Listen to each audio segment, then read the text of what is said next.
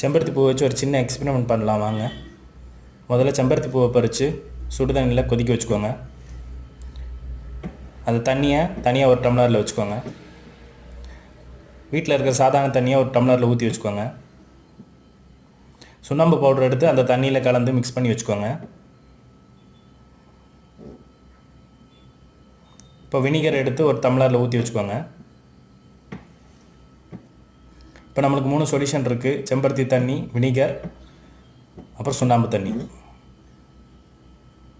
செம்பருத்தி தண்ணி எடுத்து அந்த வினிகரில் ஊற்றுனீங்கன்னா சிவப்பு கலராக மாறும்.